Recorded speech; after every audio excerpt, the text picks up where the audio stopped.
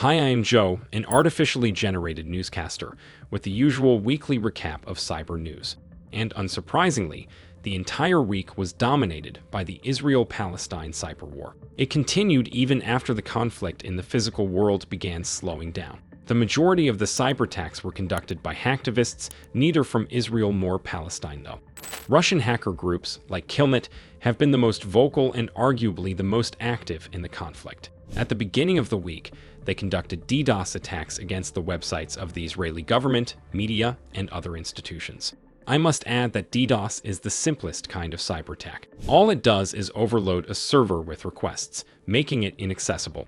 So, there was no lasting damage from these cyber attacks. On the other hand, there were serious attempts to cause damage too. Some hacker gangs announced targeting Israeli industrial control systems. Those are computers responsible for managing various plants and factories, and hacking them might be a lot more impactful. While it is too early to assess the results of those attacks, it seems they weren't anything more than hype. For example, Killnet's subsidiary Anonymous Sudan loudly proclaimed planning to hack the Israeli navigational satellite and building control systems, but nothing came of that. On the other hand, other pro-Hamas hacker groups demonstrated some success. For example, on Thursday, some billboards in Tel Aviv were hacked to show anti-Israeli messages.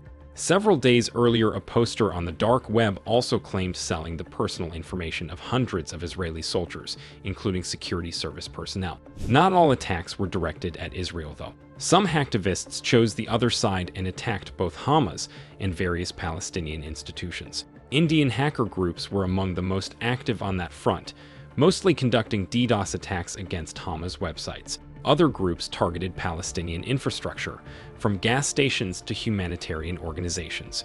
However, according to Cloudflare, there was a huge discrepancy between the sides of this war. The DDoS attacks against Israel were orders of magnitude bigger in both scale and intensity, while Palestine was only attacked occasionally. Another of the week's large stories involved misinformation rather than hacking. As usual, Hamas attacks were followed by a massive media campaign on social media, spreading videos of mayhem and calls to violence. Their propaganda was so widespread that the European Union issued an ultimatum to the three largest networks. Meta, X, and TikTok were given 24 hours to remove all disinformation relating to the Hamas attack on Israel. Meta said it removed close to 1 million of pieces of content and increased its moderation on Facebook, Instagram, and Threads. TikTok took slightly longer to react, but also deleted over 500,000 of posts and closed 8,000 of live streams. X, previously known as Twitter, took an opposing stance.